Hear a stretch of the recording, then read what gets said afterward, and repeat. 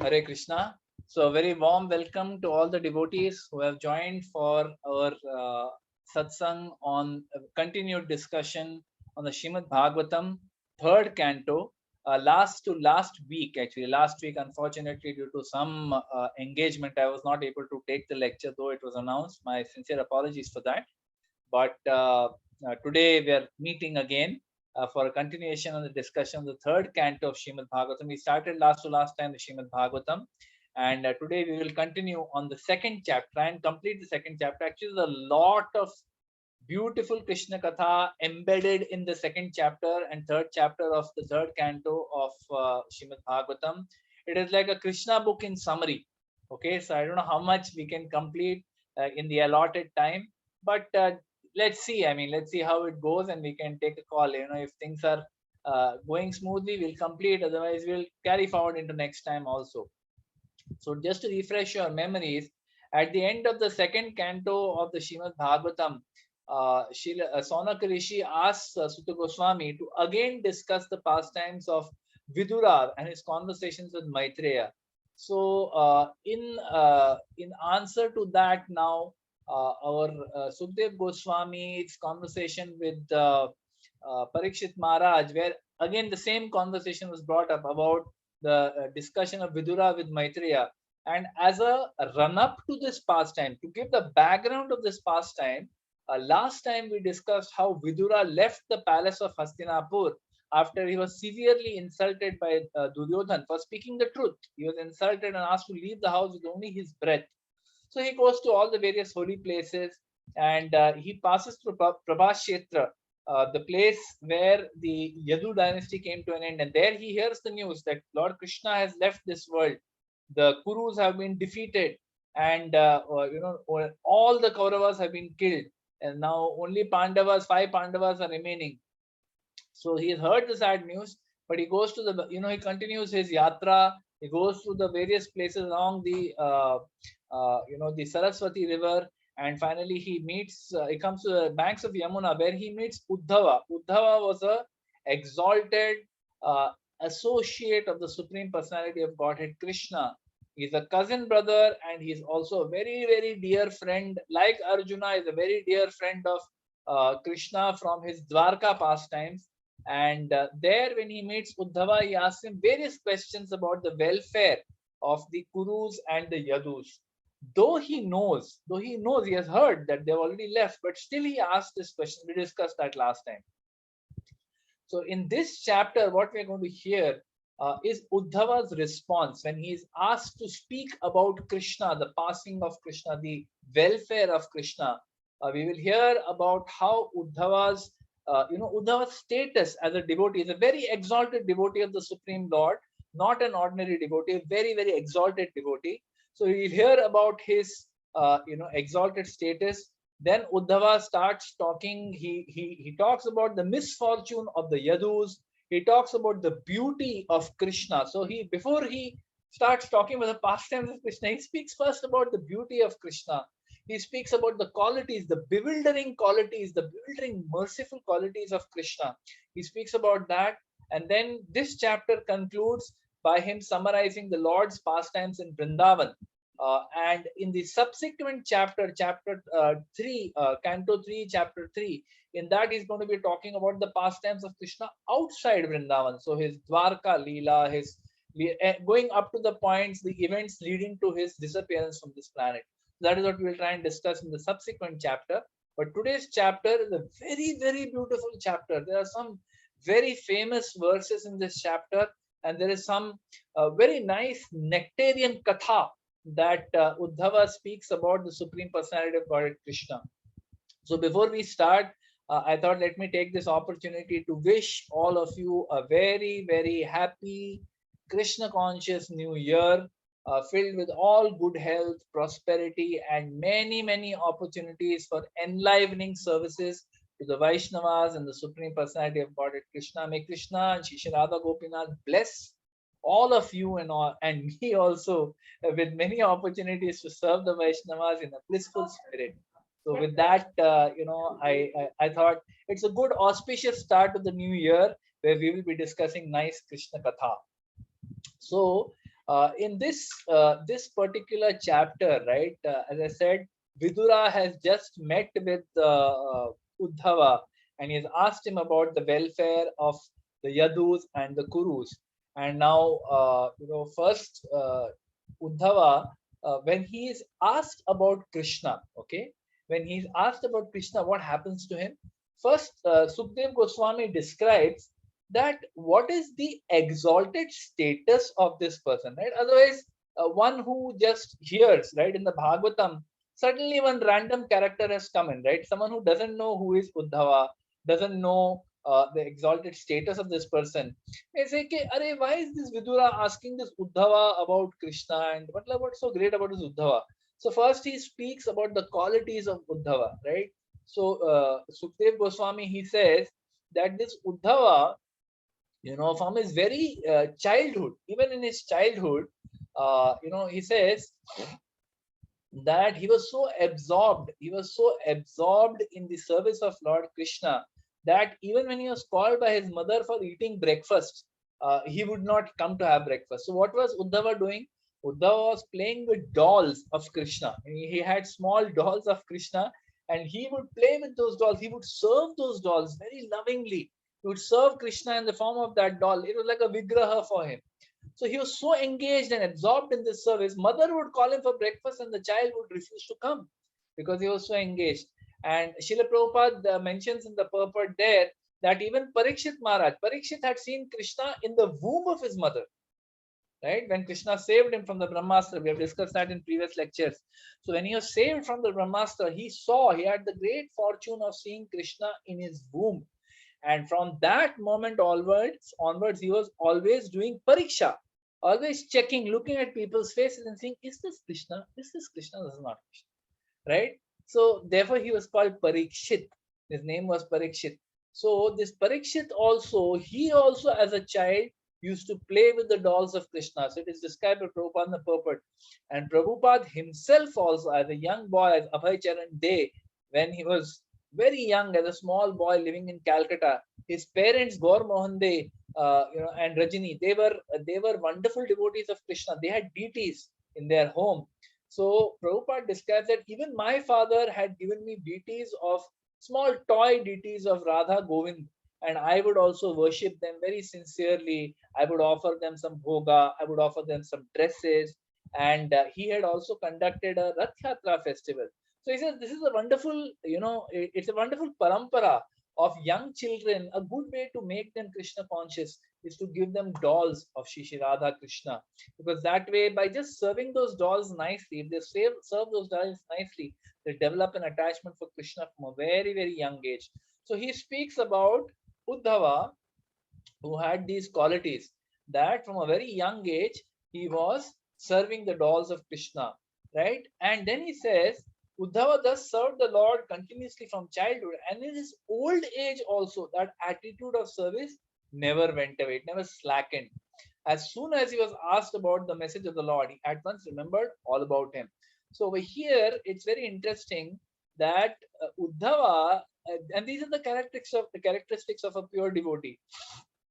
Prabhupada mentions over here in the purport that service on the bodily plane, meaning what we do for our body, over a period of time it dwindles as one grows older. If you have been working in some office, after some time we lose enthusiasm. If you have been working at home, after some time we lose enthusiasm. As the body grows older, our service on the bodily plane grows old. It goes down, it dwindles. However, but the spirit is never old. Prabhupada says that the spirit soul which resides in this body is never old, and this connection of the spirit soul with the Supreme Personality of Godhead is eternal. Therefore, any service which is done on the spiritual platform is never tiresome. So whatever work we are doing in our office or in our business, whatever we are doing, if we are doing it for Krishna, then there is no question of getting tired. There's no question of feeling ki अरे यार पक गया बहुत हो गया अभी तो retire करने का. No. Similarly, if we are doing our services in the home, be it cooking, be it taking care of the house, whatever it is, if we are doing it for Krishna, then there is no question of anyone ever getting tired. So this is a beautiful point that is brought out by Srila Prabhupada, that our devotional service should not be linked to our age. We should not feel ki, okay, I've been in Krishna consciousness now for 10 years, 15 years, 20 years, 25 years, right? And we feel ki somehow that gives us a license to slacken in Krishna consciousness. But that's not right. We have to continue to do our service. In fact, more. As we progress in Krishna consciousness, we should be having more enthusiasm to serve. We should be really running forward to serve Krishna with more and more enthusiasm, with more and more of our resources, more and more of our energy. And in fact, we are not doing that. We have to understand somewhere we have slackened in our bhakti. So this is the understanding that Prabhupada gives us from this particular verse. Then in the next verse, actually, he starts now describing the symptoms, the ecstatic symptoms that Uddhava feels once he starts remembering Krishna, right? So he says that for a moment, he remained dead silent and his body did not move. So he went into some sort of a samadhi, remembering the pastimes of Krishna. He went into some sort of a samadhi. And in that moment, he became so absorbed in the nectar of remembering the Lord's lotus feet in devotional ecstasy. And he appeared to be going increasingly deeper into that ocean of ecstasy. So over here, Prabhupada says he went into an ocean of ecstatic longing for the Lord. Now you think of Uddhava's situation. So the backstory behind this is that Uddhava, he was not present. He was not present when that massacre happened, where all the Yadus, by the arrangement of Krishna, killed each other. Uddhava was not present. And then when he comes back, he gets to know this has happened. And he meets Krishna. And when he meets Krishna, now Krishna has also been, shot in his foot. And Krishna is also telling, I'm going to leave now. So in that situation, Uddhava also wants to go back with Krishna. So boss, सब यदु चले गए, मैं यहाँ रुक के क्या करूं, मेरे को भी जाना है. I also want to go. But Krishna tells him, no, you be here. You be here, you go, you do this 2-3 things he tells him, and he speaks the whole Uddhav Gita to him, which is explained in detail in the 11th canto of Shrimad Bhagavatam. Hopefully someday, if we ever reach there, we will discuss that also. It's equally beautiful and it is even more in detail than the Bhagavad Gita, Uddhav Gita.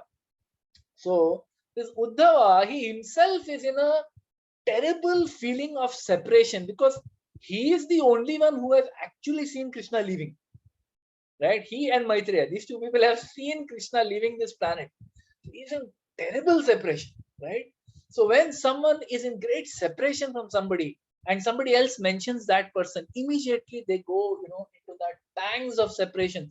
So he goes into this ocean of ecstatic longing for Krishna.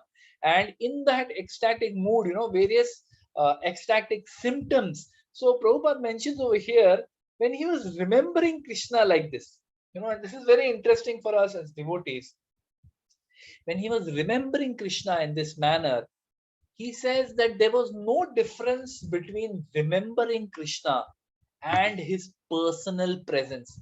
So it's not as if Uddhava remembering Krishna, oh, he was doing this, oh, he was like this, oh, he was so loving towards me, oh, that time he embraced me, oh, that time he spoke sweet words to me, oh, that time he chastised me, oh, that time he sent me to Vrindavan to meet with the gopis. So Prabhupada says that in the spiritual realm, there is no difference between remembrance of the Lord and his personal presence. So when we listen to the pastimes, we say one of the process of devotional service is Shravanam, Kirtanam, Vishnu Smaranam. So even remembrance of the Supreme Personality of Godhead is non-different than personally associating with him in the form of his holy names or hearing his holy names. Right? So there is no difference between hearing the pastimes, remembering the pastimes, and actually associating with the Supreme Personality. Actually, it's like, when you are hearing this Uddhav Gita, when you are hearing these beautiful pastimes as narrated by Uddhava, it is like we are personally in the presence of Krishna. Just imagine, right? New Year's Day, we're just on 2nd of January 2022, right? Imagine by hearing this Krishna Katha, it is like Supreme Lord Krishna, Vasudeva, is standing right in front of us. and giving us this association. So let us try to absorb ourselves the way Uddhava absorbed himself in this Krishna Katha. Prabhupada says that he started, Sukdev Goswami says that he started manifesting ecstatic symptoms. There are 8 ecstatic symptoms that are described in the body. And Prabhupada says that these ecstatic bodily changes, they are manifested from the spiritual plane.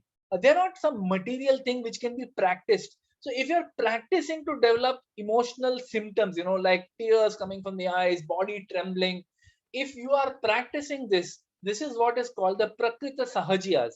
Sahajiyas are those, Sahaj means what? Sahaj means easy. So someone who tries to very easily imitate the symptoms of very exalted devotees. Very exalted devotees, when they remember Krishna, they go into devotional ecstasy. They develop these 8 ecstatic symptoms on their body. So someone who's very cheaply imitating those ecstatic symptoms, for getting cheap praise, for getting followers, that person is actually the most adham, most fallen person. So Prabhupada says that this is not something that you can just artificially practice and manifest like a dramatic actor. There are many actors who can just while in the course of a scene, some scene is going on in a drama, and they're talking about something, and something tragic happens, and there and then tears start manifesting from their eyes. So their expression changes, their mouth gets little bit yeah, and tears start flowing from their eyes very naturally. So when the audience sees this, they clap. So there are many people who practice this just so that people will feel that they're exalted devotees, right? So Prabhupada makes a point that these are manifested from the spiritual plane. These are not material things. So we should not be bewildered if someone is in fact, Prabhupada in many places he states that a pure devotee in front of mundane audience will not ever exhibit his ecstasy. He will control it. He will, even if tears are coming in his eyes, even if there's a lump in his throat, he will not manifest those. He will try to control the symptoms. He will not show it to the whole world. See how much I'm in ecstasy, thinking of Krishna. So this is very important for us to understand. And then, like this, when he was in ecstatic symptoms, remembering Krishna, because now Vidura has asked him to remember, has asked him about Krishna, how is Krishna and Dwarka. So when he's thinking about Krishna and Dwarka, he has reached Krishna and Dwarka in his mind. So Prabhupada says, in the mind of a pure devotee, when they remember Krishna's pastimes in a particular dham, in a particular place, they are actually in that place. This is all spiritual. It is not a material thing. Spiritually, it is like they're already in that place. So when he asked him about the Dwarka Leela of Krishna, how is Krishna doing in Dwarka? Uddhava is in Dwarka. He is meditating on the beautiful pastimes of Krishna and Dwarka. And then somehow he brings himself back from the spiritual abode of the Lord, Dwarka, to the human plane. He comes back to external consciousness and he starts talking. So first, what has happened in the first 6 verses, the exalted position of Uddhava has been explained by Sukdev Goswami, that this person, even in his childhood, he was always engaged in the service of Krishna, and he is always his remembrance is non-different from the personal presence of Krishna, and even the ecstatic symptoms that he manifested, it was going deeper and deeper, but somehow he brings himself back to external consciousness to answer the questions of Vidura. But the first thing he says, now someone, Vidura may think that, oh, this Uddhava and all these people are so exalted, so they're so great and they have direct association of Krishna. So Uddhava, out of sympathy for Vidura, now he knows that Vidura is also suffering in separation from the Supreme Personality of Godhead. So he tries to console him by telling him, we are also suffering like that only. All of us are suffering like that only. So the first thing he says in verse number 7, okay? In verse number 7, he says, my dear Vidura, the Son of the world, Lord Krishna, has set. So he tells him right at the outset that the Supreme Lord, Personality of Godhead, Krishna, has left this world. He has the sun of the world, Lord Krishna, has set, and our house has now been swallowed by the great snake of time. What can I say to you about our welfare? Abhi kya welfare? Supreme Lord has left us and gone away. Abhi kis welfare ki baat karu aapse? So he is telling him ki you may be suffering, we are also suffering like anything, right? He says this universe with all its planets are most unfortunate. And then he says something very interesting. He says even more unfortunate than the inhabitants of the planet are the Yadus. The members of the Yadu dynasty are extremely unfortunate because they could not identify Lord Hari as the Supreme Personality of Godhead. They did not recognize Krishna as the Supreme Lord. So he's saying we are even more unfortunate. See, क्या होता है कि अगर मुझे पता ही नहीं है, if I don't know that my neighbor is some great celebrity, he's a good friend, but he's a great celebrity, and he can, he has had millions of people उनका उद्धार किया है. If I don't know that, ठीक है यार, मालूम नहीं था. What you don't know can't hurt you. But what to speak, of a person who knows that, who's living with that person, who's spending time with him day in and day out, and still is not able to recognize, right? So Uddhava laments. First, he laments his own unfortunate position. He says that the Yadus didn't know that Krishna is Supreme Personality of Godhead. They saw him as Paramatma. He said, but I knew. मुझे तो पता था. So Yadu, this person, Uddhava, he is not an ordinary person. As I said, he's from the family of Krishna. He was a disciple of Brihaspati. Who is Brihaspati? Brihaspati is the spiritual master of the demigods. So Uddhava learnt from Brihaspati. So imagine, he was already exalted as a person being born in the family of Krishna, as a cousin brother of Krishna. He is living with Krishna. From his childhood, he was playing with dolls of Krishna. And, he has received spiritual knowledge from the spiritual master of the demigods. And he has understood that this Krishna is not even some great personality. He is the Supreme Personality of God. He's understood. But he is lamenting that I could not perform devotional service to him sufficiently, right? Because this is the lamentation of any pure devotee. They will never feel that I have done enough. अरे बहुत कर लिया, अरे बहुत सेवा किया यार, पिछले 25 साल से मैं सेवा कर रहा हूँ, बहुत हो गया, अभी ना I will go into some soft retirement kind of mode and just wait for my death. No. Uddhava is that kind of a devotee who is not satisfied. He's saying, I have not done enough. I could not perform enough devotional service to him. And he's lamenting in his heart that how unfortunate I am that I could not. And he's lamenting for the Yadus also. He says these Yadus, in text 9, he says that they saw him as Paramatma. They did not see him as the Supreme Personality of Godhead. So this is very interesting, and in these 9, 10, 11, Prabhupada makes very interesting points in the purport. He says that even the Gyanis, right? Gyanis, those who are studying scripture, they also, for them, the concept of God is Brahman, that God is some impersonal energy, which has no material qualities, nirvikar, nirvishesh. They see God as this, as an energy. They are unable to conceive that this Brahman is also a manifestation of the Lord's energy. They're not able to see that. They cannot recognize it. With their intelligence, they cannot conceive of that. Right? Little better than them are the yogis. So they see the Supreme Lord as the Paramatma residing within their own heart, the Paramatma residing within everyone's heart. They're able to see Krishna as that. Now, he describes over here, Uddhava, that the residents of Dwarka, they were able to see Krishna as the Paramatma, residing in everyone's heart. Sarvasya chaham riddhi sanivishto matta smritir jnanam apohanam cha. So Krishna, what he says in the Bhagavad Gita, the yogis see Krishna in everyone's heart.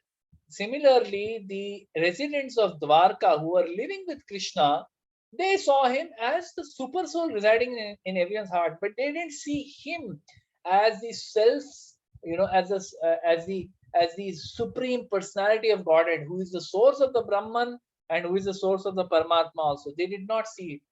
And Uddhava is saying this is not because of lack of knowledge. He says simply misfortune. What happens is, तो बोलते हैं ना, घर की मुर्गी दाल बराबर.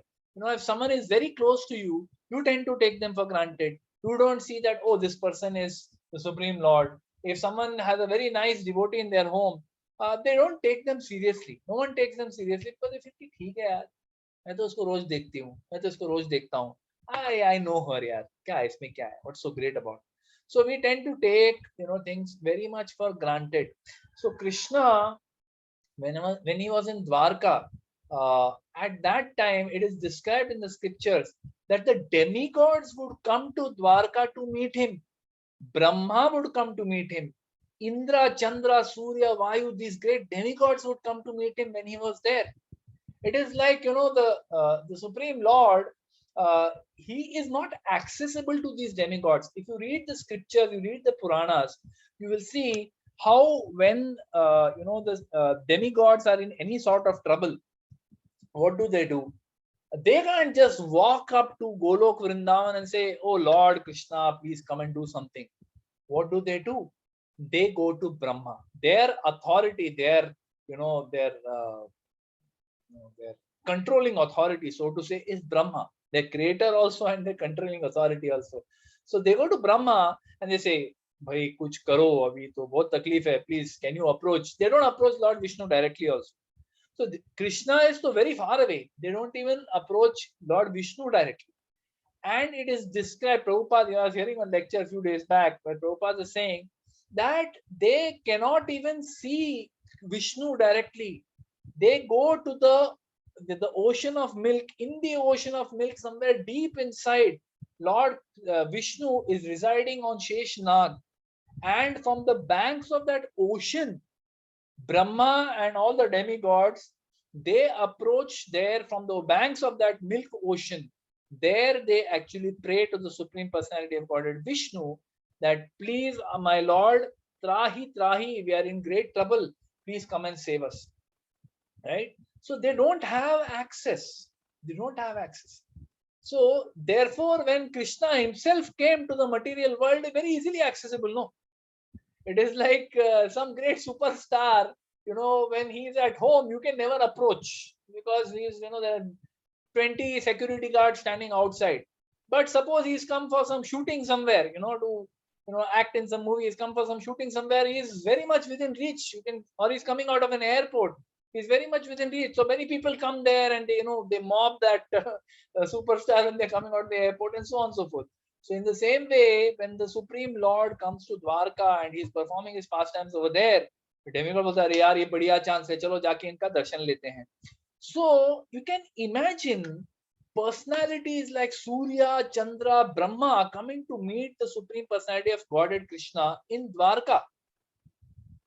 This is what they get to see on a daily basis, but still they take for granted, right? And this is what Uddhava is saying is simply their misfortune. कि यार ये उनको नहीं समझता क्या? Look at who is coming to meet. The controller of this universe, Brahma, he is the creator and controller of this universe, Brahma. He is coming to, pay obeisances to Lord Krishna. तो उससे समझ जाना चाहिए कौन है. But somehow, घर की मुर्गी दाल बराबर. They don't take, very seriously like that. So then, after talking about this, in verse 12 to 14, some very, very beautiful verses where Uddhava talks, talks about the beauty of Krishna. And there,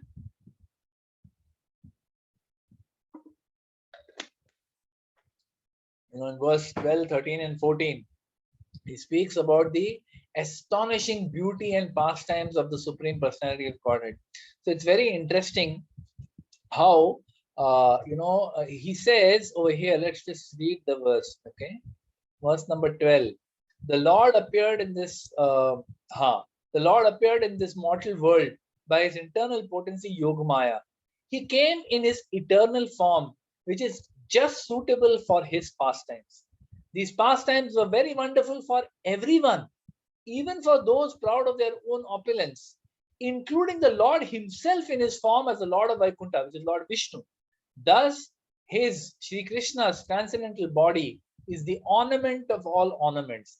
So he says that this Krishna, he has appeared in this material world in a particular form as a human being, which is just suitable for his pastimes.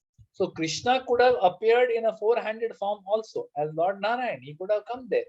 But if he comes as Narayan, he will not be able to perform the kind of pastimes that he did, because Lord Narayan is always worshipped in a feeling of awe and reverence. Oh God, Lord Narayan, and like that. But Krishna, if you see in the beautiful pastimes of Vraja, the Brajvasis never took Krishna seriously. They loved him. They just loved him more than anybody and anything else in the world. It was pure, unadulterated, unmotivated, uninterrupted love. But they also did not see him as a supreme lord. They just loved him as Krishna, all attractive Krishna, right? So, if he came as four-handed Vishnu, those pastimes would simply not have. In fact, he did come when he manifested first from the womb of Devaki, from in the prison house of Kamsa. The Supreme Lord, he manifested in his four-arm form. And what happened? Devaki and Vasudev, Devaki, when she saw this four-handed form, she said, Arey Bapre, my Lord, you don't show this form, then immediately Kamsa will come. You please become a baby. So he became a baby. He became the form of Sham Sundar Krishna. This beautiful, unlimitedly beautiful form of Krishna. He took this form and he became a baby, a helpless baby in the hands of Vasudev. First, he instructed him. He instructed Vasudev that now I'm going to become a baby. Now you take me to the house of Nanda Maharaj. And right from that moment, the Vatsalya Bhav, the ecstatic feelings of parental affection. Because till this point, right, when he's in the form of Vishnu, there is no parental affection, there's only awe and reverence. But when he takes the form of a beautiful child, very small baby, which form has never been seen, right? No one in this material world has ever seen this form of Krishna as Bal Gopal, which is why it's such a celebrated form. Why, everyone in this, whoever brings deity of Krishna in their home mostly brings Bal Gopal or Laddu Gopal as it's called, right? They bring this beautiful form of Krishna as a small baby boy. Why? Very attractive. The Supreme Lord, imagine someone who's extremely attractive. As it is, babies are attractive even if they are not attractive, right? As it is said that even the वो जो घूस रहता है ना, जो बड़ा बड़ा rat रहता है, उसका जो बच्चा है वो बड़ा अगली होता है. I mean the घूस itself is ugly, so उसका बच्चा भी उतना ही अगली है. लेकिन उस घूस को अपना बच्चा चांद के जैसा दिखता. That goose finds its child very, very attractive. So everyone finds that child attractive. Now, what if that child is the all attractive Supreme Personality of Godhead, Krishna? How attractive would he be? Right? So, what Uddhava is saying here, that the beauty and pastimes of this Krishna are astonishing, not just to me and you, even to Lord Vishnu. So there is a full chapter in the Krishna book, in the Shrimad Bhagavatam 10th canto, which refers to when that Brahmana lost his sons and Arjuna takes a vow to find them, otherwise he'll give up his body, and finally he doesn't manage to find the sons, and even the last son that is born, it just vanishes. And then they go searching everywhere, and then finally when he's about to give up his body, Krishna tells him, Acha, I know where he is. And he takes him to Vaikuntha, where the Supreme Lord Vishnu is. He has kidnapped all these sons of the Brahmana. Why? So that he can get the darshan of the Supreme Personality of Godhead Krishna. Just to bring Krishna there and to bring his great devotee Arjuna there. Lord Vishnu also, he is also astonished by the beauty of Krishna.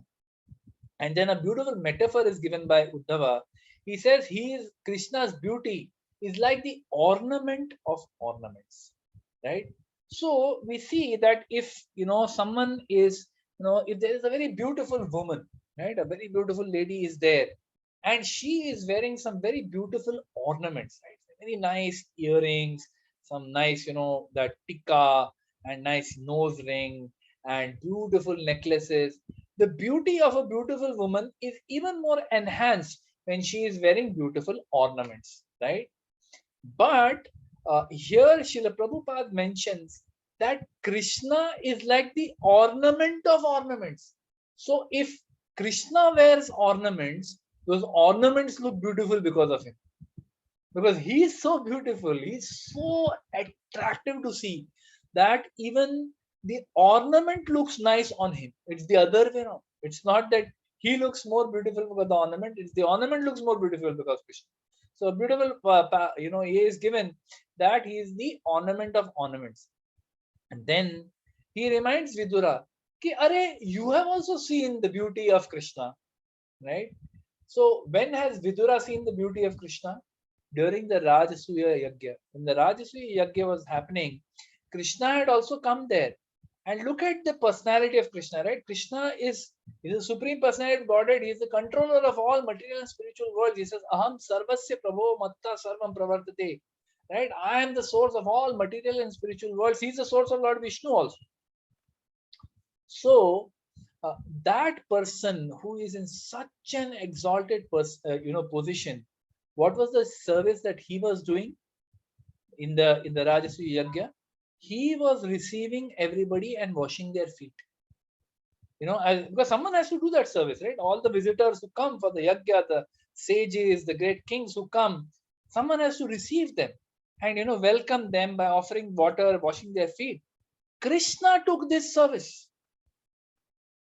This is Krishna. He's inconceivable. It's very difficult for anyone to understand that how can this person be the supreme personality of Godhead? It's impossible to understand, right? Nobody can understand how Krishna is the supreme personality of Godhead because he does such activities which are bewildering to everybody. Nobody can understand.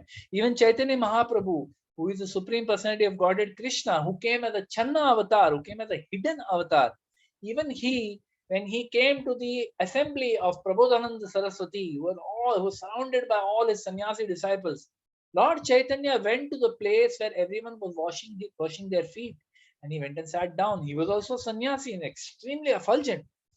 And Prabodhananda Saraswati, when he saw Lord Chaitanya, he was like, wow, this is that sannyasi?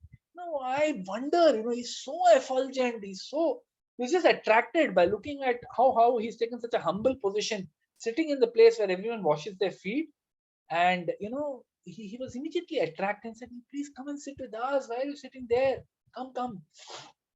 So in the same way, this supreme personality of Godhead, he was doing this very simple service, right? And therefore, he was telling Vidura, you have also seen his beauty. He says, when all the kings, when they saw the beauty of Krishna at the Rajasuya Yagya, you can imagine many of these kings had come from all over the world. Not all of them were from the neighboring kingdoms. Many of them had come from all over India, all over the world they had come for Rajasuya Yagya. Why? Because they had to accept the undisputed Chakravarti position of Yudhishthira Maharaj. Now, when they come to that Yagya, okay, Rajasuya Yagya, whom are they seeing first? Who is the first personality they see? They see Krishna, because he's standing there to welcome them, to wash their feet. And they're like, like completely flabbergasted by seeing the extraordinary, unlimited opulence and beauty of Krishna. So, Sukdev Goswami and Uddhava are describing this, that when they saw the beauty of Krishna, they were thinking that this is the ultimate creation of Brahma. मतलब ब्रह्मा ने इससे सुंदर कोई व्यक्ति बनाया ही नहीं होगा, right? The kings are thinking like that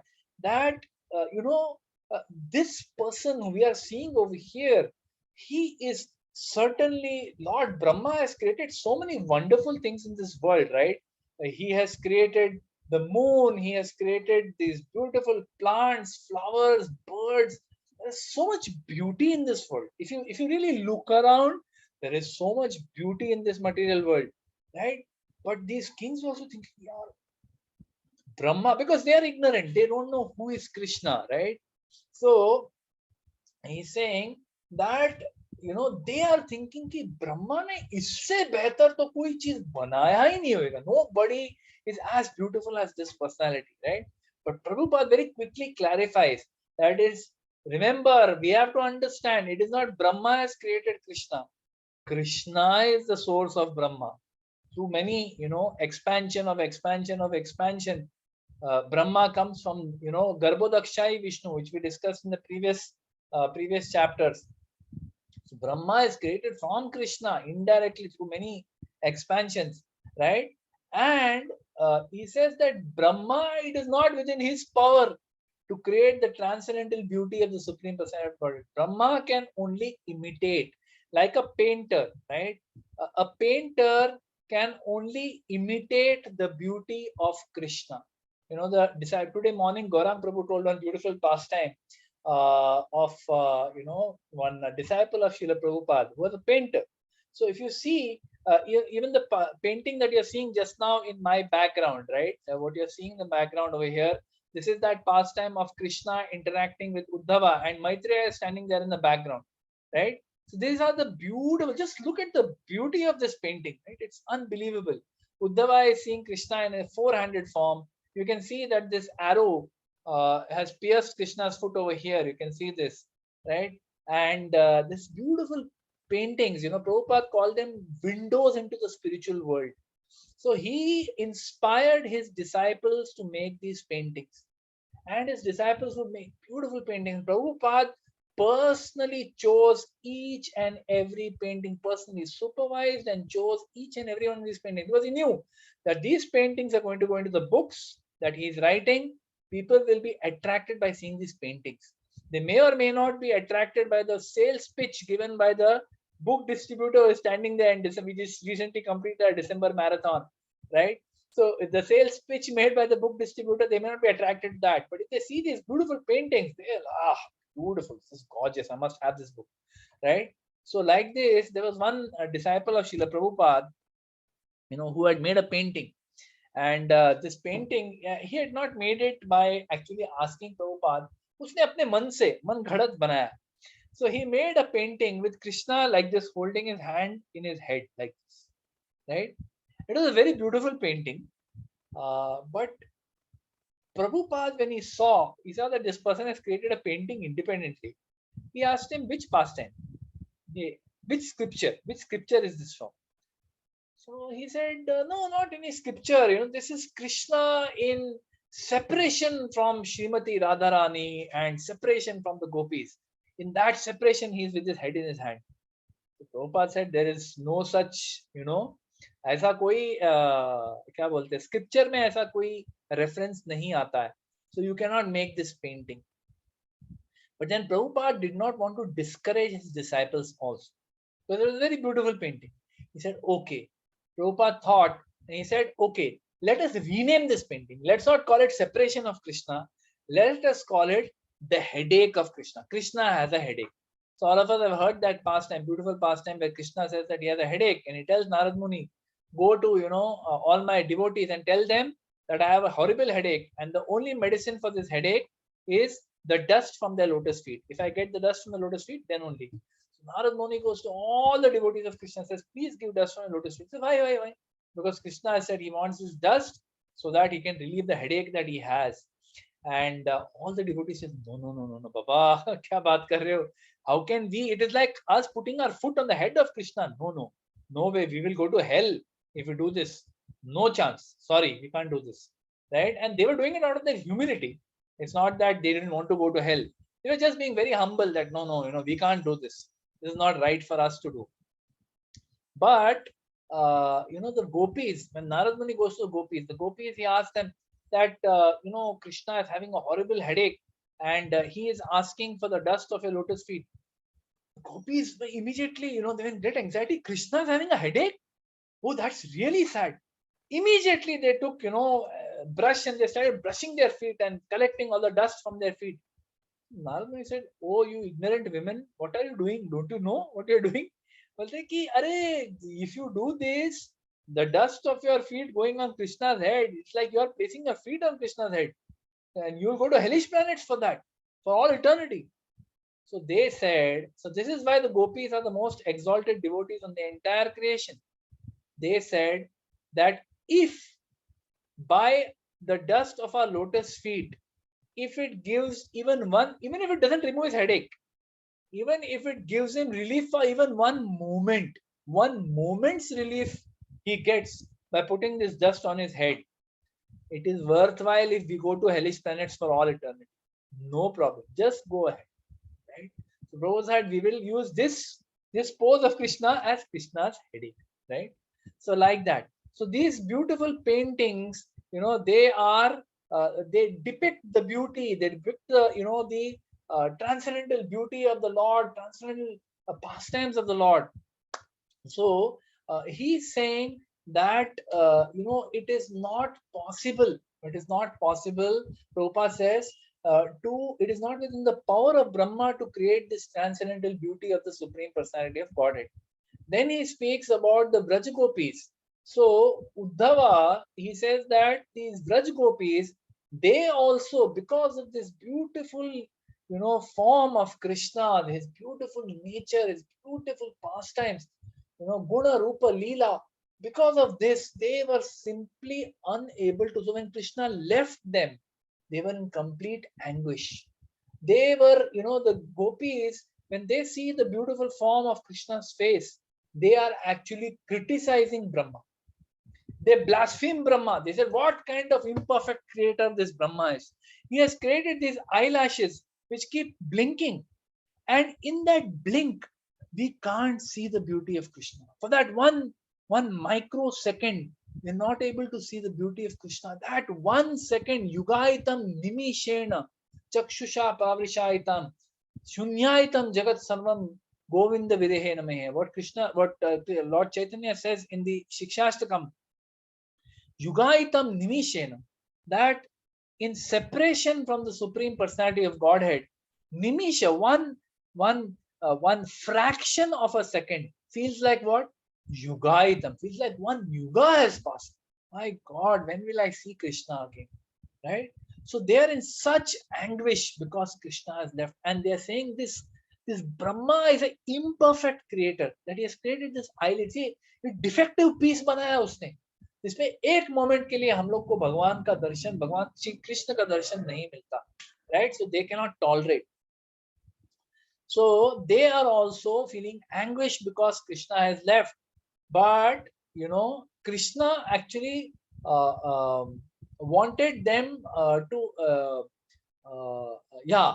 So Krishna, he wanted to give them happiness, but he couldn't, because once he left Vrindavan, once Krishna left Vrindavan, the gopis were in anguish. So he actually sends Uddhava. Now Uddhava is remembering that pastime, but I also went to meet the gopis, and this pastime is a very, very beautiful and very esoteric pastime, because we cannot understand what is the mood of the Brajvasis, right? We only hear, oh, Brajvasis, greatest devotees of Krishna. But when we hear these pastimes, we can understand what is the depth of their love for Krishna, what kind of madness they have. They're absolutely mad about Krishna. They can't think of anything else. They can't take him out of their heart.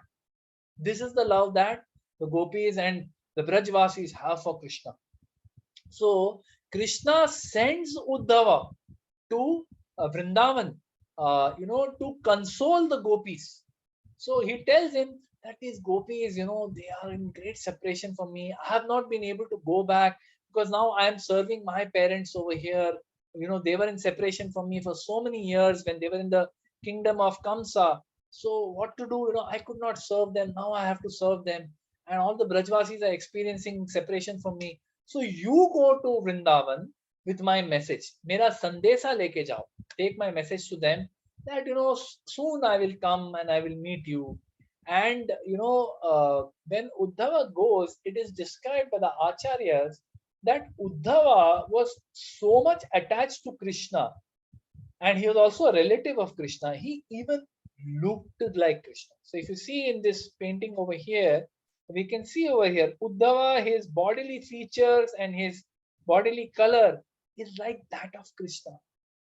So Krishna's plan was, when Uddhava goes, they will know he's not Krishna, but by seeing him somehow they will feel, they are burning in their hearts, like a burning fire of separation that they're feeling from Krishna.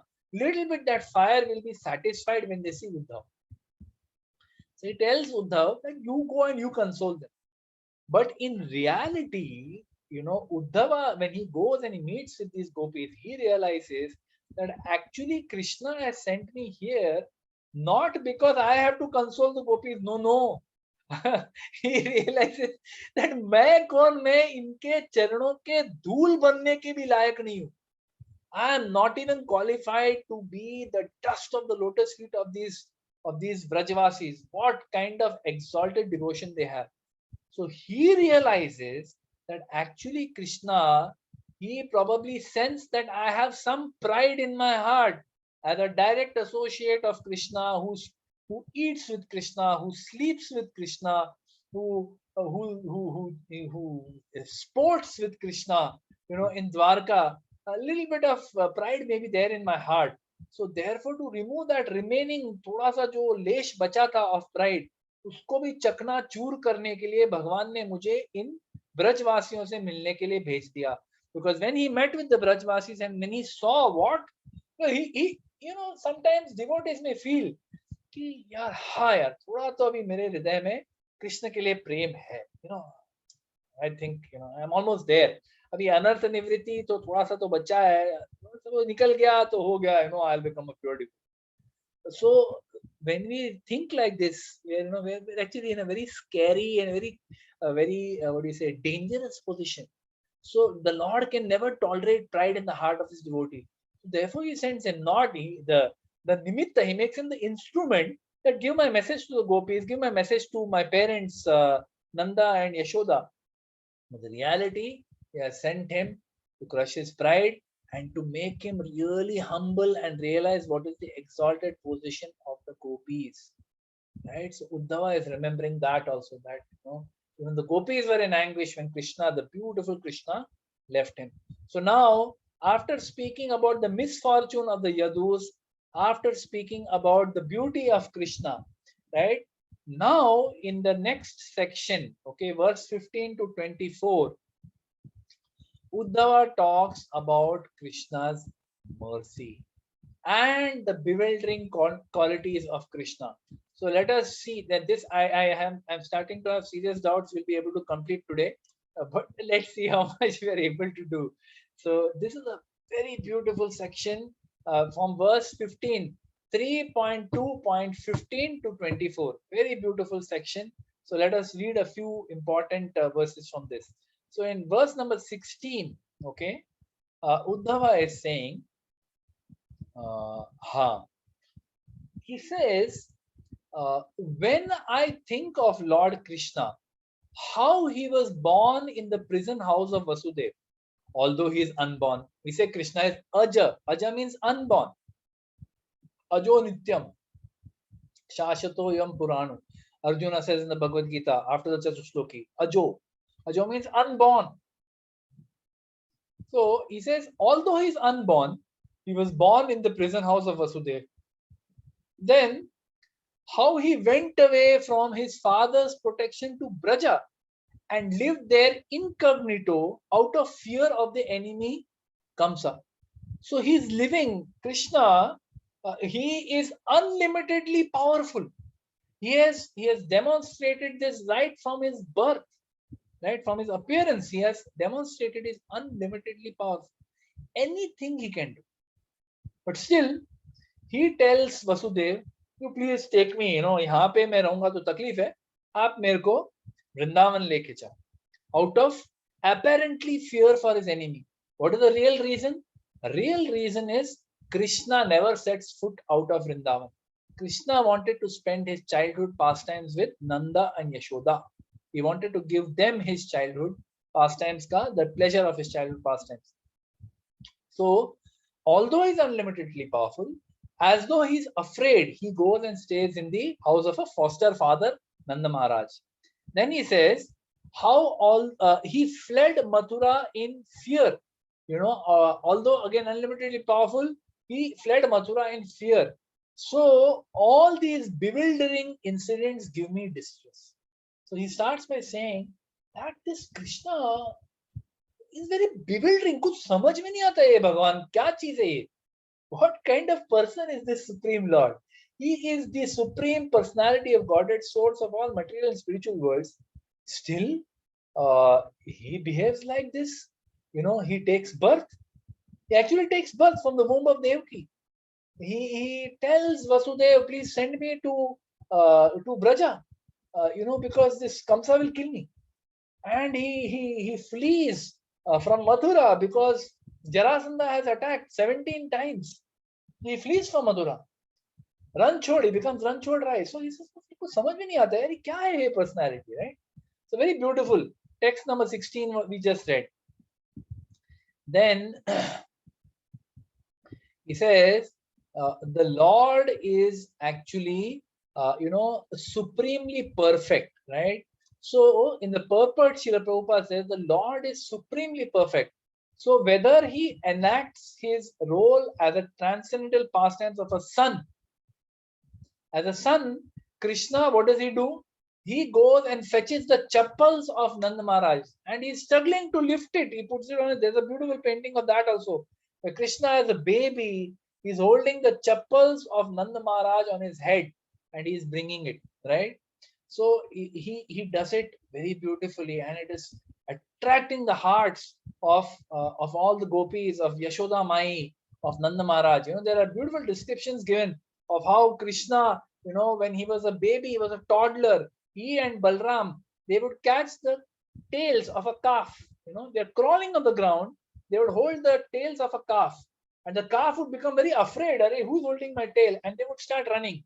And as they're running, they're dragging Krishna and Balram through all the soft, land of Vrindavan, which is smeared with cow dung, which is soft and nice. They're being dragged through and the whole body is being smeared with the dust and cow dung of Vrindavan.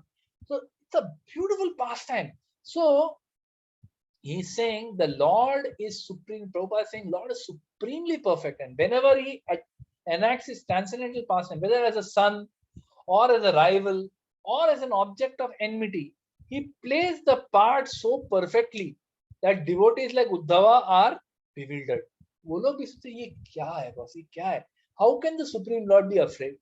So the Lord is performing these pastimes actually sometimes to bewilder the envious souls. Sometimes even his devotees get bewildered. How is the Lord doing like this, right? So Prabhupada gives a beautiful analogy for us to understand that why does Krishna do this? He says, like sometimes a father gets into a wrestling match with the son, right? The son is a small boy, 6-year-old boy, 8-year-old boy, and he's wrestling with the father. Now the father is like, 80 kilos and the son is maybe some 10, 15 kilos. If the father actually wrestles with the son, he can crush and break his bones very easily. But what does the father do? Father wrestles with him and he really struggles. Oh, you are winning. I can't defeat you. You are too strong. At some point, he falls down and, I've been defeated like that. So, the Lord or this and the father gets great pleasure. It's not like he's, suffering. Kya yaar, bete ke samne harna pada. No, he gets more pleasure. Imagine if he defeats and smashes the son. What pleasure? He's a sadist if he gets pleasure out of that, right? But being defeated by his son and seeing that joy in the son's eyes, hey, I defeated you, and he'll go and tell the mother, Mummy, I defeated Papa today. He'll go and tell the sister, I defeated Papa. He'll tell all his friends, I defeated my father in wrestling today. And seeing the joy in their face, the father is extremely pleased. He's very happy. In the same way, the Lord also, when he is doing his pastimes, either with his devotees, Paritranaya Sadhunam, or Vinashaya Dushkritam, he does it so perfectly, right? That sometimes even the devotees get bewildered, right? So this is about the bewilderment. And Prabhupada, another very beautiful thing Prabhupada says, and the most brilliant part of his supreme character was what? that he begged pardon from his parents. After killing of Kamsa, he goes to Vasudev, Devaki releases them from prison. And what does he tell them? He begs forgiveness. He says, I'm sorry. I am so sorry that I was unable to serve your lotus feet because I was absent from here because of the fear of Kamsa. I was in Braja for so many years out of the fear of Kamsa. I'm so sorry I could not serve you. So what Prabhupada says that look at the brilliant, brilliant nature of the Supreme Lord. Even though he is the Supreme Lord, he is the controller of everything, he is the source of everything. Still, he is taking such a humble position in front of Krishna and he is begging pardon, right? From his parents, and I'm sorry I could not serve you. And Prabhupada makes a very nice point. Even if you are the Supreme Lord, one must serve your parents, right? So we must not think.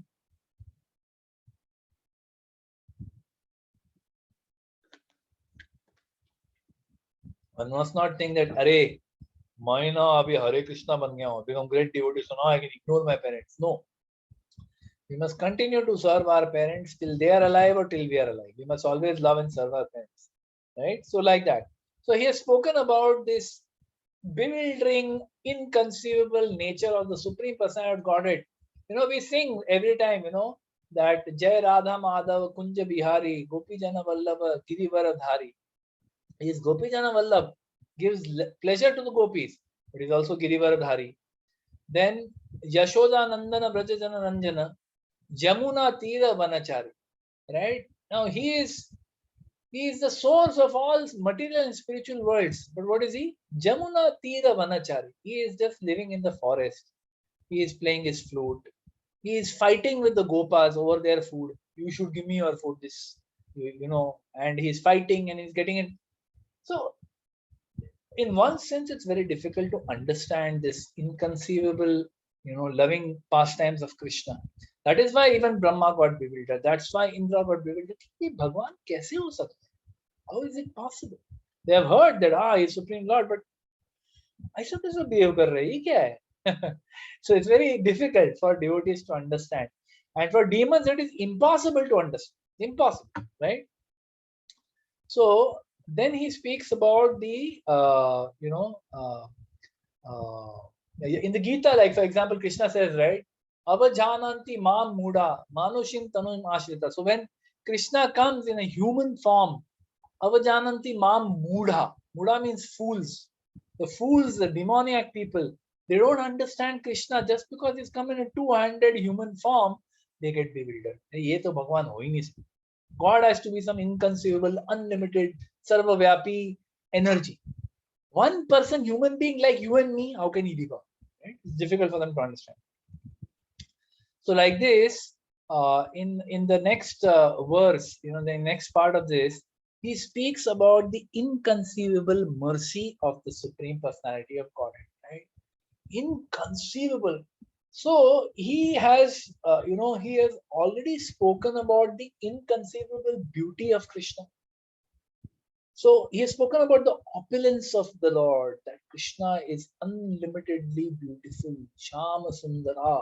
He is so beautiful that there are no adjectives, no words that are sufficient to describe the inconceivable beauty of the Supreme Personality of Godhead. But one very interesting point that the Acharyas bring out is that someone who is unlimitedly opulent, right? Krishna is unlimitedly, he displayed all his opulences unlimitedly, beauty, fame, knowledge, strength, wealth, renunciation. Unlimitedly he displayed it as his, when he was here. He is Leela Purushottam, right? Lord Ram is Maryada Purushottam, but Krishna is Leela Purushottam, with unlimited pastimes. So, those who have seen, where was I? I've lost track. Yeah, someone who has this kind of unlimited beauty, unlimited opulences, what is the natural outcome? They become a little proud.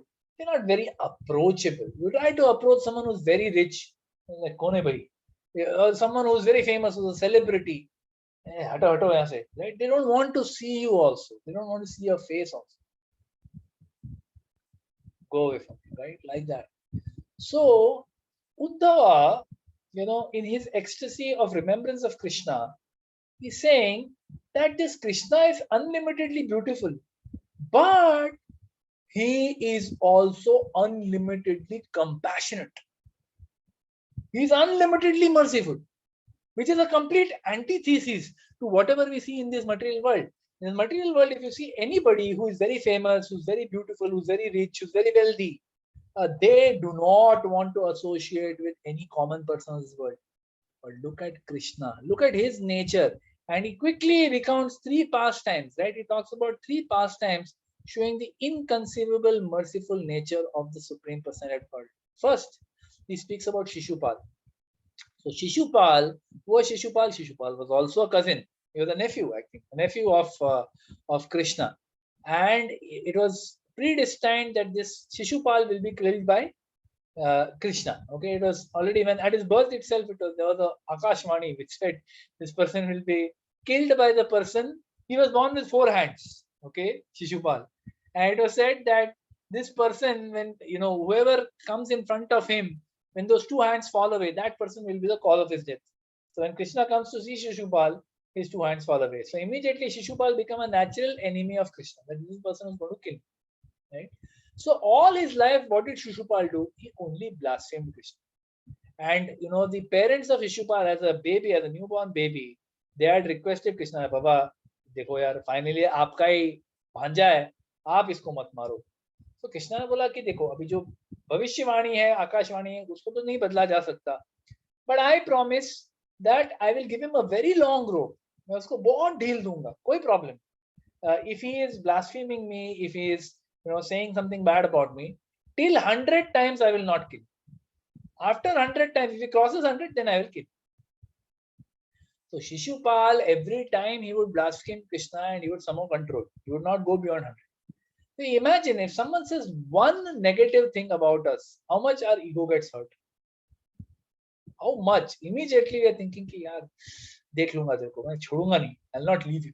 Right? So immediately we become blasphemous, we become angry, we become resentful, we become vengeful, right? We don't want to forgive such a person. But look at Krishna. What did Krishna do? This person goes on blaspheming him all his life. And at the Rajasuya Yagya, where he's been given the highest honor, of the person who first receives the worship, when Sahadev suggested that Krishna should be the person who receives that first worship, everyone in the audience, Bhishma, all the assembled sages, everyone agreed unanimously. Yes, Krishna should receive. But only this Shishupal, he stood up and started blaspheming. And ek ke piche ek, he started blaspheming, right? Non-stop he was blaspheming Krishna. Till he reached 100. And once he reached 100, Krishna took out Sudarshan and killed him. In front of everybody saw that the soul left from the body of Shishupal and merged into Krishna's body. Meaning, Shishupal, though he was such an envious blasphemer, imagine if someone blasphemes you even once, will you do anything good for them? Very unlikely. But look at how compassionate, unlimitedly, you can say illogically merciful. Illogical, कोई logic नहीं है इसका. But still Krishna was merciful. He gave him liberation because he was always thinking of Krishna. He gave him liberation. Prabhupada makes a point here. He gave him impersonal liberation. He didn't give him entrance into the Vaikuntha. He didn't give him entrance into the, the spiritual world, Goloka. He gave him impersonal liberation. But what is the understanding? Prabhupada said that demons get impersonal liberation. And the Gyanis are also getting that same destination. So, aap hi socho aapko kya chahiye. Like that. So, this is one instance of his inconceivable, unlimited mercy. Second instance he gives, he says that the kings in Kurukshetra, the warriors, the people who are fighting in Kurukshetra, he says that these people, when they were fighting, they were seeing Arjuna, they were seeing Arjuna in the battlefield, and they were seeing Krishna sitting below him. Krishna is sitting on the chariot exactly below Arjuna. And when they saw this beautiful, now again, same thing, right? Those who came for Rajasuya Yagya were the kings. They might have seen Krishna, right, at the Rajasuya. and some of them fought for the Pandavas, some fought against. But definitely their soldiers had not seen, no. Their soldiers have not seen Krishna. Their commanders and all their leaders and all the soldiers have not seen Krishna. Now you imagine these people have come to fight with Arjuna, and they see Krishna sitting there in that chariot. Now, if anyone see, it is a natural tendency of the eyes that it wants to see something beautiful, right? If someone is just walking on the street and someone very good looking, very handsome person or a very beautiful woman passes by, immediately our eyes turn to see, hey, wow, stunning, stunning beauty, right? So in the same way, this stunning beauty of Krishna, which the kings have already acknowledged कि ये तो ब्रह्मा का किस्मत का कुदरत का करिश्मा है, इतना beautiful है. So they are seeing that beautiful personality Krishna sitting there as Partha Sarthi on the chariot of Arjuna. When they see, Prabhupada describes that they saw the beauty of Krishna and partially fell in love with Krishna. They said, wow, kya hai yaar ye vyakti, how extraordinary is his beauty. So though they were envious of Krishna and Arjuna, they wanted to kill, but still, because they saw this beautiful form of Krishna, they were so attracted that they were partially falling in love with Krishna. And for that, whoever saw Krishna and gave up his body in that battlefield, they were promoted to the Vaikuntha planets. So they were given higher destination than even Shishupal. But Shishupal was envious. He was not in love with Krishna. He was remembering Krishna all the time, but he was envious of Krishna. Whereas these people, with little love in their heart, they were promoted to the Vaikuntha planets. And then we see that the Putana, right? So now this is saying, Uddhava. Uddhava, Prabhupada says, Uddhava seemingly lamented. Okay, now when he's talking about these warriors who saw Krishna, saw the beauty of Krishna, and partially fell in love with him, he is lamenting his own position. Now just see, this is the thought process of a devotee. One side he glorifies somebody, see how fortunate they are. He says, मैं कितना unfortunate हूँ. He's saying my position is less than those warriors on the battlefield, because at least they attained Vaikuntha, because they died in front of Krishna. उनको तो वैकुंठ वास मिल गया ना, मैं तो यहीं पे फंसा हुआ हूँ, because Krishna told me not to go, therefore I am still here. So he is saying that I am more unfortunate than these people who came to Krishna also. So this is the position of a devotee, of a pure devotee.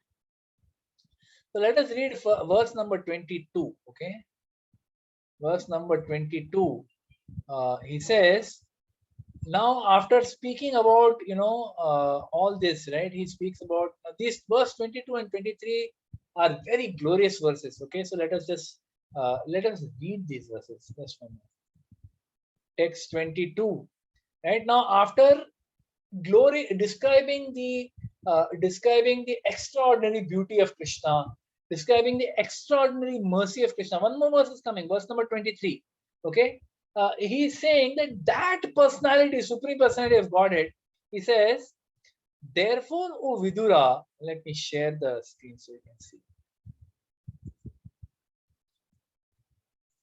He says, therefore, O Vidura, does it not pain us, his servitors, when we remember that he, Lord Krishna, used to stand before King Ugrasen, who was sitting on the royal throne, and used to submit explanations before him. नहीं नहीं ये my lord, मैं आपको जरा एक चीज बताता हूँ, मैं तो समझाता हूँ, रुको मैं समझाता हूँ. Let me explain to you.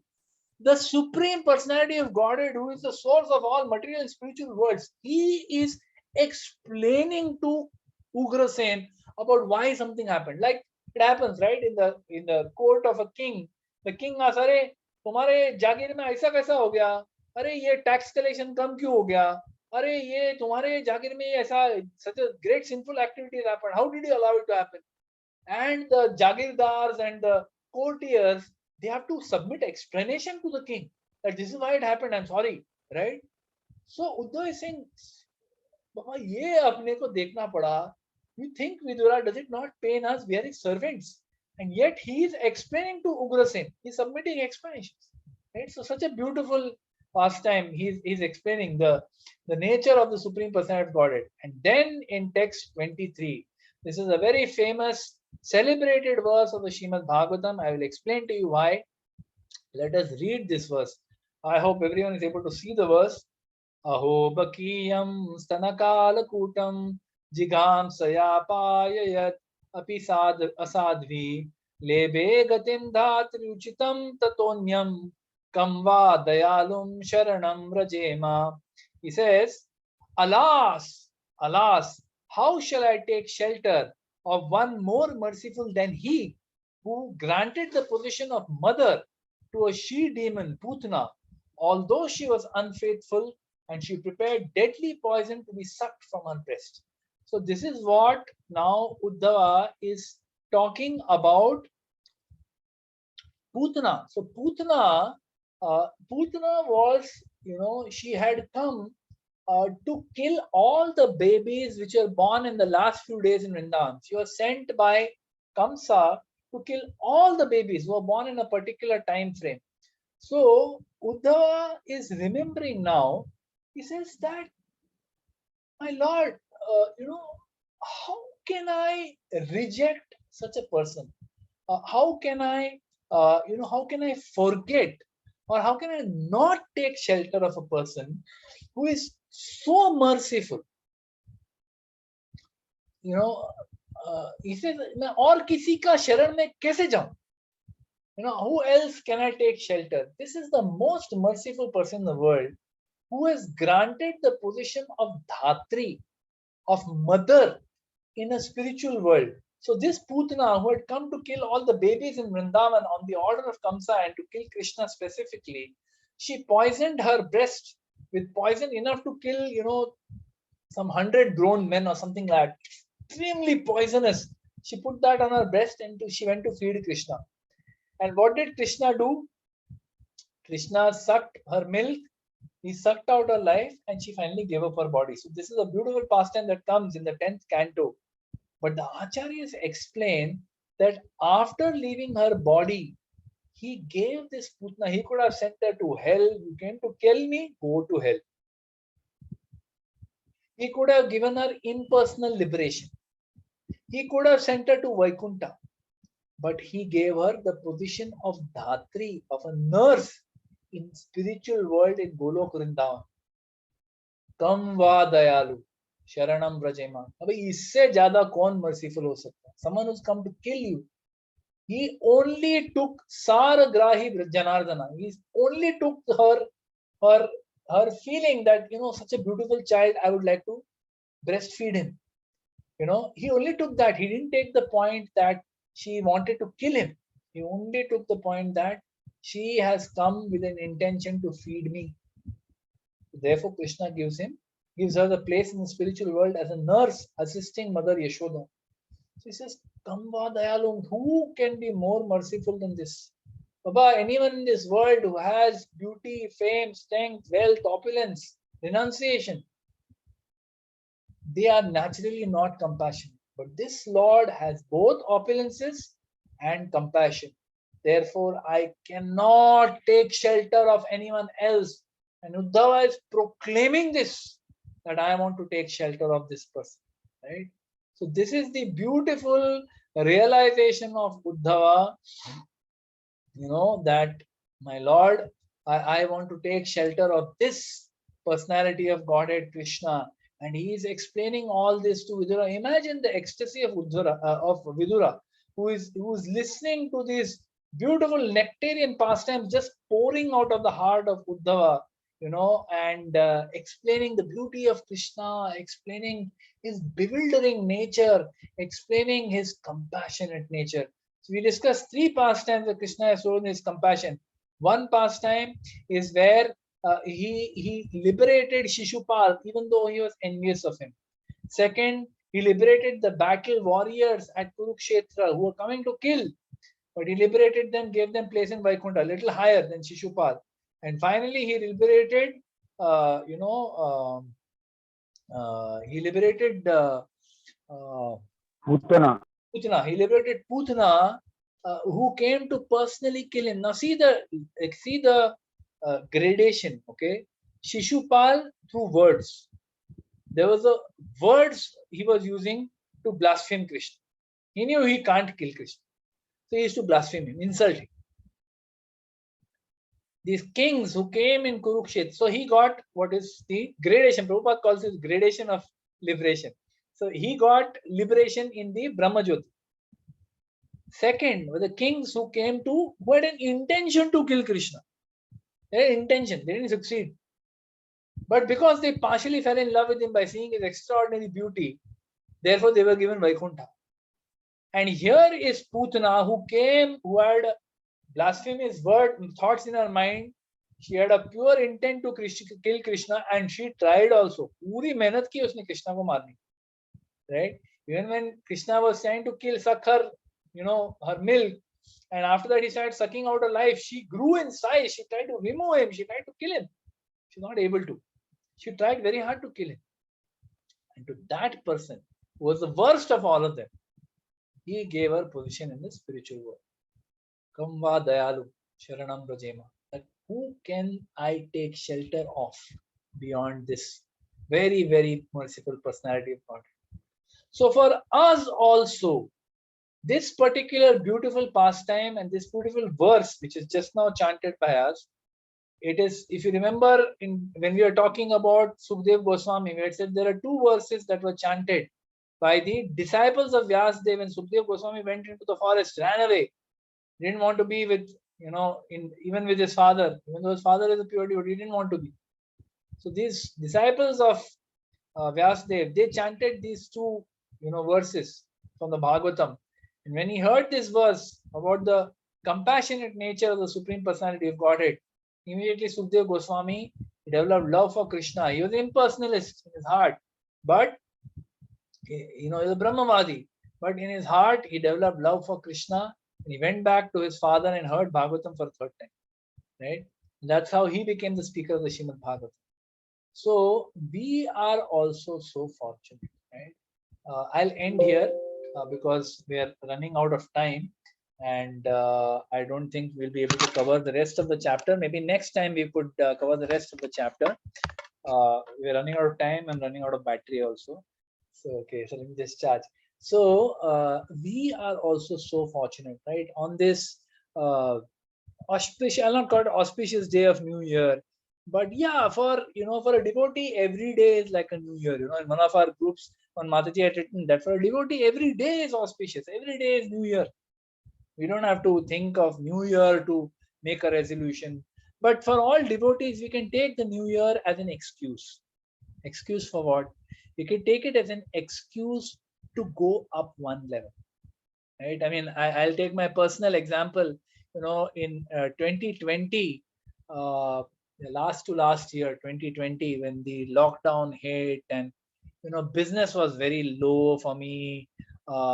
Personally, also, I was in a very low state of, not able to meet anybody, very demotivated, very unhappy, and kya kuch business bhi ho nahi raha tha. I was not feeling like even trying to get new business. A very low ebb, as they say, almost a depression kind of state. And when the new year started, 2021, I just kind of said, "Arey yaar, chalo, wo saal khatam ho gaya, finished. 2020 is behind us now. Now New Year has come, new hope. अभी कुछ नया करेंगे, ये साल में नया करेंगे. I'll start afresh." I started afresh, and miraculously, my spiritual life improved, my business improved, everything improved. Right? New Year, it was just a mental switch. Right? So we can also use this, this day, this occasion of New Year. We can use it, for a kind of a mental switch.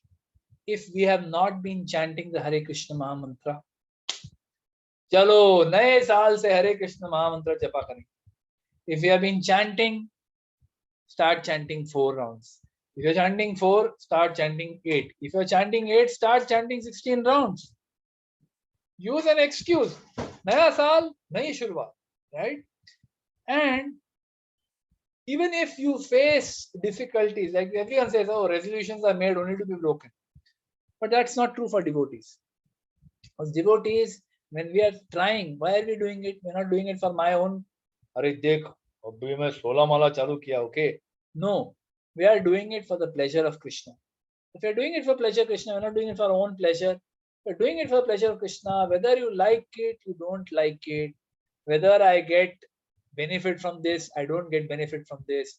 Whether I make progress in devotional life or not, I will do it regardless.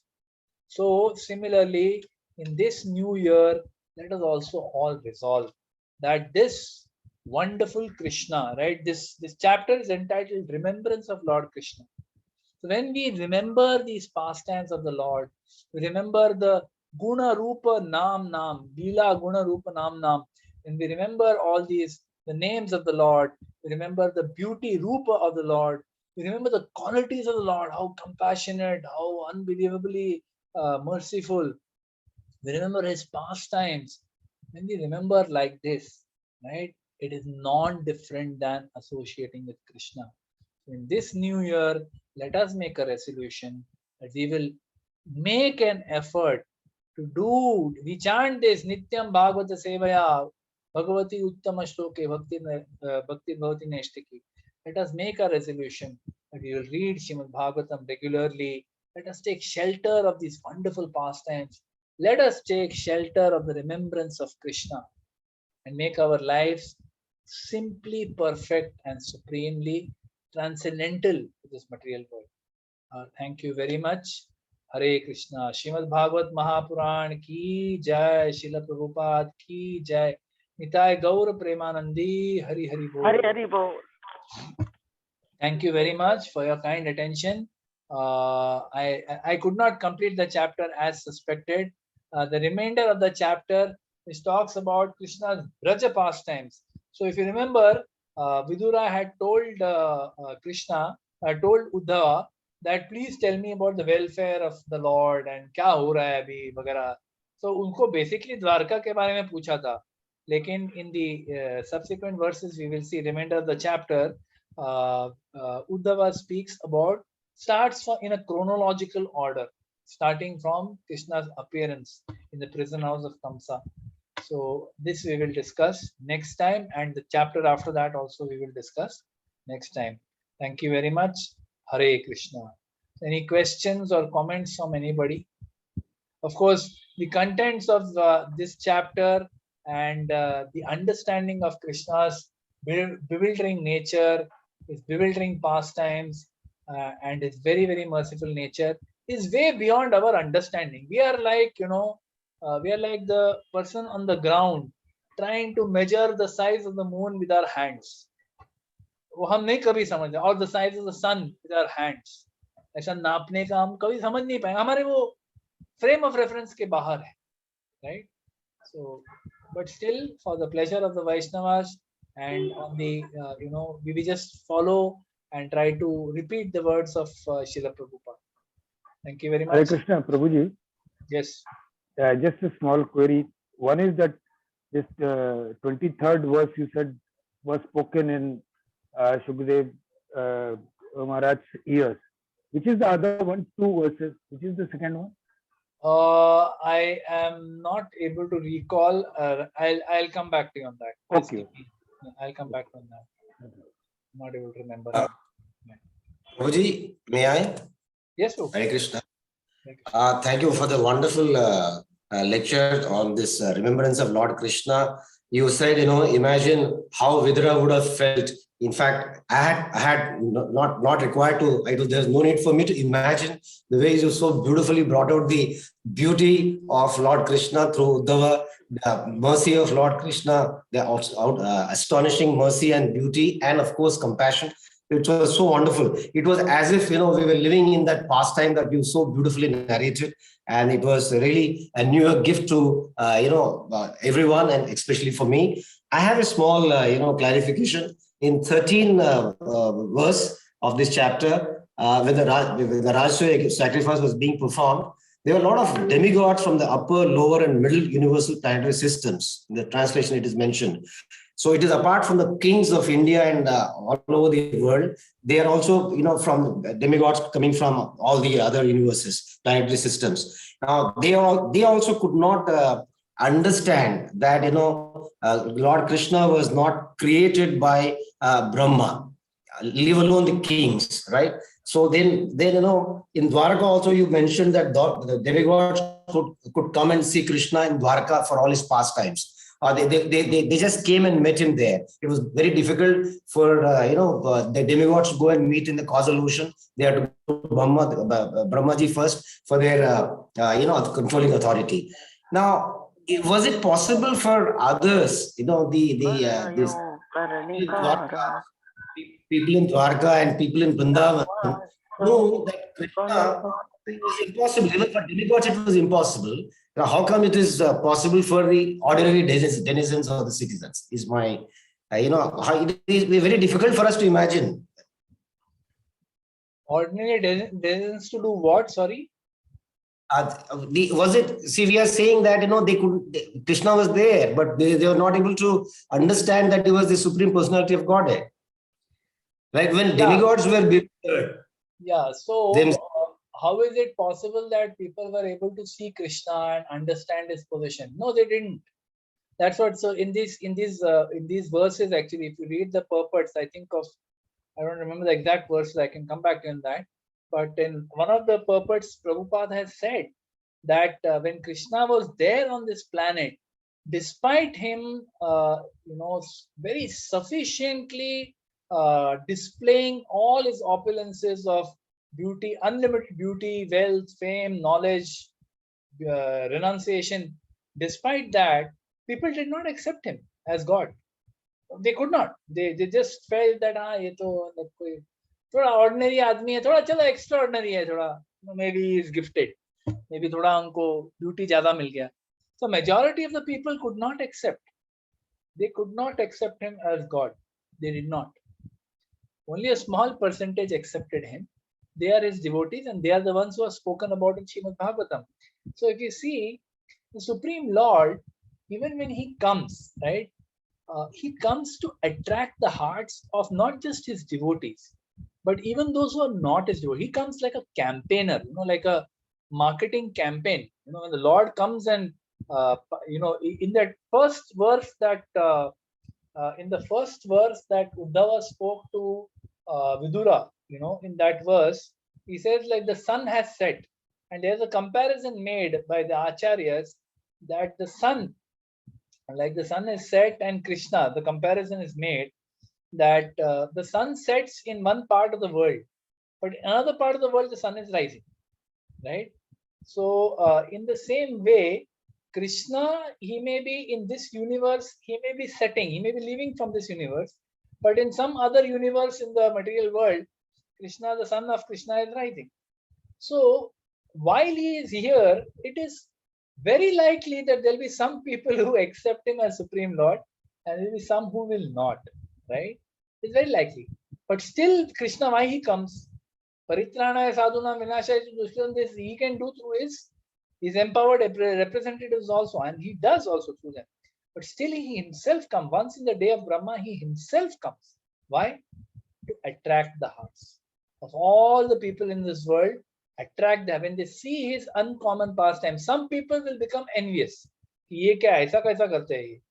But some people will be attracted when they see his childhood leela, when they see his nutcut, his naughty pastimes with his Gopa friends, his naughty pastimes with the gopis, his naughty pastimes with his parents, his lying, his running away. When some people see this, they are attracted. So the Lord comes to attract his devotees' hearts also, and to canvas the other non-devotees also by come back to Godhead with me. So this is how we understand that some people, when they see Krishna, most people don't understand. But those who understand and are attracted to him, even without their ichha. So the people who had come to fight him in the battlefield, लोगों को इच्छा नहीं था to be attracted to Krishna. They just got attracted to Krishna, right? Just by seeing his beauty. It's like सामने आ गया भाई, देखो मेरे को, अरे देखो ये कौन है, अरे तू कितना सुंदर है, वो देख के just that appreciation they had for Krishna, by that they got liberation. So what to speak of those who sincerely make it their life's mission to surrender to Krishna, to chant his holy names, Hare Krishna, Krishna Krishna, Hare Hare, Hare Ram, Ram Ram, Hare Hare, follow four regulative principles, hear Hari Katha, and give up their body thinking of Krishna. What to speak of those people? What destination will they have? Right? So these stories, while we hear these stories, they may be bewildering, they may be confusing, but they're at the same time very hope-giving also. When we hear in the fifth canto or sixth canto, a story of Ajamil, a person who was so sinful, how he was saved from the jaws of death, right? Just because one time he called out the name Narayan. And we hear these beautiful stories in Srimad Bhagavatam. They purify us also, they change our aspirations also, and they give us great hope. So therefore, we understand that not everyone will accept Krishna, and they'll reciprocate with Krishna, some as demons and some as devotees. And Krishna says that also in the Gita, Ye yatha mam prapadyante tam tateva bhajamyaham. As one approaches me, I reciprocate accordingly. So you approach me as a demon, all right, I will treat you as a demon. You approach me as a devotee, I will treat you as a devotee. So that's the hope-giving statement for us. Hare Krishna. Thank you very much, Prabhuji. It's a wonderful explanation. Thank you. Hare Krishna. Anybody else, or shall we end here? It's 8:40. Thank you, Prabhuji. Hare Krishna. So let's do Kirtan for 5 minutes. Then we have a few announcements, I suppose, by our Brahme Prabhu. So just everyone please hold on, don't leave. Let us do Kirtan for 5 minutes. And then after that we can have our announcements, and then you can all get back to your... I am actually eternally grateful to all of you who come. Right now we are 33. I think somewhere we are around 42 people. I'm eternally grateful to all of you who are taking out valuable time on a Sunday evening to participate in this Krishna Katha, coming from all different parts of Chembur and maybe some from outside Mumbai, outside India also. So I am very grateful to you for taking out your time. Hare Krishna. So, this is that verse, by the way, that the second verse that you asked from Prabhu. One was this 3.2.23, and which describes the merciful nature of Krishna. Yeah. And the second verse, which describes the beauty of Krishna, is this one. Varha Pidam Natavara Vapu, this one. Thanks, Prabhu. So this is the translation. So we can all meditate on this translation while we are doing Kirtan right now. Okay, Hare Krishna.